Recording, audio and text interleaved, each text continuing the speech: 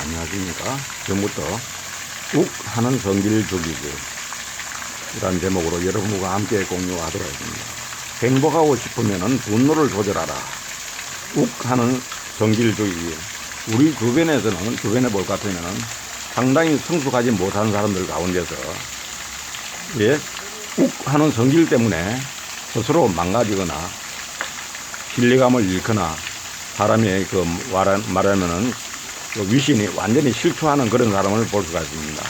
이 친구지간에도 우리가 보면은 성숙된 사람이냐 비성숙한 사람이냐를 구분할 때 성질이 얼마만큼 무엇만하고 일관성이 있느냐는 그런 부분과 이렇게 갑자기 욱 하는 성질을 이게 있음으로 해서 어떤 관계가 아주 악화되는 그런 사례들을 많이 볼 수 있는데, 지금부터라도 우리 모두가 나이와 관계없이 욱 하는 성질을 죽이기에 우리가 훈련을 통해서 충분히 할 수 있다고 생각됩니다.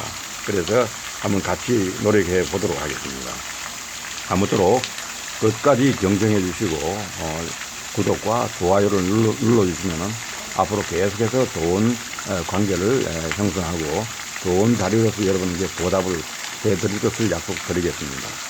최근에 우리 주위에는 욱 하는 성질로 인해서 본인도 손해보고 심지어는 남에게도 막대한 피해를 주는 사람들이 많은 것을 볼 수가 있습니다.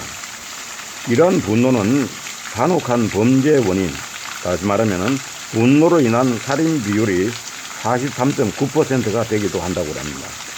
최근에 어떤 코로나19 사태로 인하여 마스크에 따르는 문제들도 많이 발생하게 되는데, 이때에도 다양한 사람들이 마스크에 따르는 말하면은 마스크를 써달라고 하는 이유로 버스 기사를 폭행하거나 지하철에서 난동을 피우는 일과 힘들게 일하시는 경비원 어르신 등에게 폭언과 폭행 등의 일들이 바로 이런 욱 하는 성질하고 매우 관련이 있다고 이렇게 생각이 됩니다. 그래서 오늘은 미국의 심리치료사이며 의학 박사인 도널드 포트 에프론이 쓴 욱 하는 성질 죽이기란 책의 내용을 정리해서 여러분과 함께 공유하겠습니다. 그러면 왜 분노하는가 한번 생각해 보기로 하겠습니다. 모든 인간들은 감정을 담아두는 마음의 그릇을 가지고 있다고 합니다. 그중 화를 담아두는 그릇은 풍선과 같다고 합니다. 그래서 화가 나면은 풍선이 서서히 팽창하게 됩니다. 팽창하다가도 감정이 안정되면은 부풀었던 풍선은 다시 수축하게 되는 것이라고 합니다. 풍선의 팽창과 수축에 적절히 조절해 풍선을 터지지 않게 하는 것이 보통 사람의 감정을 조절하는 그런 방식입니다. 문제는 팽창만 하고 수축이 없는 경우입니다. 끝도 없이 부풀어 오르는 풍선은 없습니다. 화를 계속 불어 넣으면 풍선은 터지고 맙니다. 풍선이 터지는 이유는 과도한 분노 때문이라고 합니다. 과도한 분노는 여러 가지 부정적인 변화를 촉발하는 감정적 과부하 상태를 의미합니다. 분노는 평상시의 화를 통제하는 도구를 활용할 수 없을 때 흔히 발생합니다. 대화도 통하지 않고 설득해도 소용이 없고 운동해도 안 되고 화를 담아두는 감정 풍선이 한계치를 넘어 폭발한 것이 분노의 감정입니다.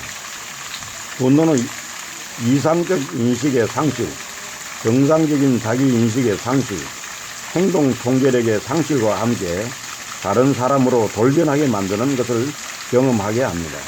이를 해리성 사건이라고 합니다. 해리성은 맹목적 분노 증상을 나타내는 사람에게만 사용한다고 하는데, 뇌가 살아남기 위해 필요하다면 우리를 가로막는 모든 것을 파괴하려는 명령을 본능적으로 내리는 증상이라고 합니다.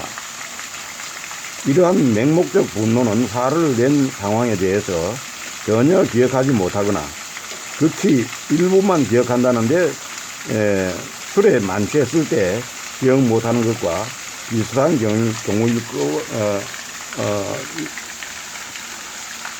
경우와 같다고 할 수가 있겠습니다. 그러면 분노의 다양한 얼굴에 대해서 한번 알아보도록 하겠습니다.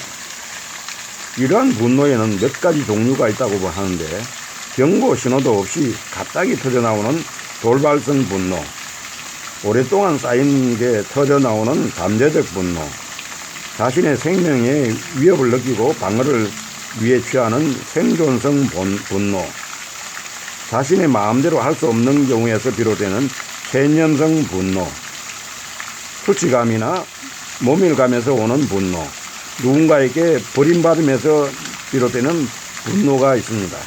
이렇게 웃고 하는 성질을 가진 사람들의 뇌에는 공통점들이 있다고 하는데, 첫째, 집중하려 할 때에 전전두엽의 활동이 줄어드는 현상이 있고, 둘째는 전전두엽의 활동이 너무 움직이는 현상, 셋째는 좌측 측두엽이 비정상적으로 작동하는 현상 등이라고 합니다. 위와 같은 현상은 집중력과 충동 조절 능력을 저하시키고, 어떤 문제가 생기면은 집착하는 경향을 나타내며 성질이 급해지고 화가 급속도로 내게 되는 성향을 보인다고 합니다.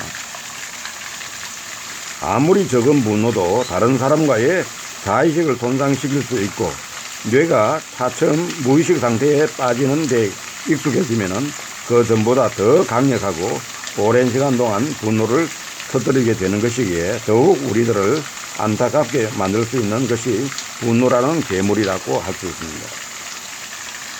그러면 이러한 분노는 다행히 아래와 같은 단계적으로 예방하는 방법을 제시하고 있는데, 이 예방하는 게 매우 중요하다고 생각됩니다. 1단계는 희망을 가져라 그럽니다. 욱하는 성질을 고칠 수 있다는 믿음을 가져야 한다. 2단계는 욱하는 성질을 죽이기 위해 오랜 시간을 두고 열심히 노력하겠다는 각오로 임하라고 합니다. 3단계는 자신의 돌발성 분노 방식을 파악하기 위한 시간을 가지라고 얘기합니다. 4단계는 과거 있었던 비폭발 분노를 살펴보며 자신이 종종 어떻게 하여 분노를 예방했는지 알아보는 것입니다. 5단계는 과거 부분적 분노 경험을 자세히 살펴보고, 6단계는 안전계획을 세워 돌발성 분노가 발생할 확률을 낮춰주고, 7단계는 단기적인 문제에 집중하여 자신에 대한 인식이나 세계관을 완전히 바꾸라 합니다. 단기적인 문제, 어떻게 보면 단기적으로 너무 이렇게 하기 때문에 이런 돌발성 사건이 일어나니까 단기적인 문제에 집중해서 자신에 대한 인식이나 세계관을 좀 더 넓게 보고 크게 보고 장기적으로 볼 필요가 있다, 그런 얘기입니다. 그리고 욱하는 성질을 다스리기 위한 활동을 위해서는 구체적으로 어떤 게 필요한가? 첫째, 행동을 바꾸라고 말합니다. 이때에는 화난 상태를 인정하고 자리를 피하며 분노가 사라질 때까지 릴렉스 해야 합니다. 화난 상태를 인정한다는 게 중요한 겁니다. 인정하고 자리를 피하며 분노가 사라질 때까지 릴렉스 해야 한다. 일단은 자리를 먼저 피하라는 거는, 둘째, 생각을 바꾸라고 한다. 생각을 바꾸라. 마음을 진정시키는 데 도움이 되는 다른 즐거운 생각을 갖는 것이죠. 거기서 벗어나서 생각을 바꾸어서 이렇게 다른 즐거움을 찾는 것입니다. 다른 즐거움을 찾는 게 중요하다는 거죠. 셋째는 스트레스에 반응하는 방식을 바꾸라 그럽니다. 심호흡을 습관적으로 하고 명상과 요가 등으로 긴장을 완화시키는 훈련을 반복하는 것입니다. 그럽니다. 넷째는 정신을 바꾸라. 자신의 삶을 좋게, 즐겁게, 긍정적으로 항상 생각하는 것도 변화할 수 있는 좋은 활동이라고 말하고 있습니다.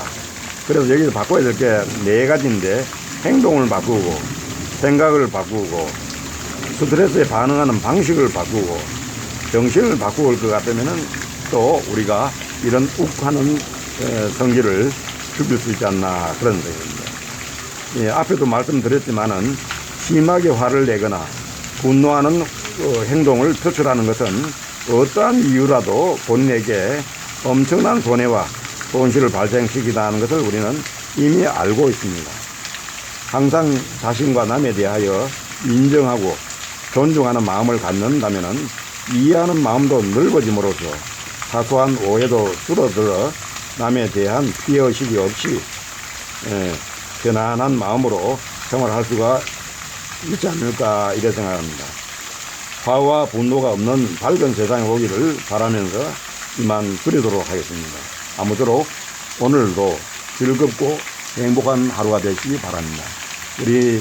우리 주변에 말하면 욱하는 이런 사람들 나 자신을 포함해서 많이 있는데 특히 코로나로 인해서 이런 부분이 더 심해질 수가 있다고 하는 거죠. 그래서 우리가 좀 더 넓게 보고 이 네 가지를 잘 실천해서 우리는 이런 바로 욱하는 이런 게 아니라 우리가 좀 더 넓은 마음을 보고 여유로운 마음으로 또 넓게 이해하는 이런 폭넓은 그런 인간이 됨으로써 이런 것들은 우리가 해결할 수 있는 그런 방법이 아닌가 하는 이런 생각을 해보면서 마치도록 하겠습니다.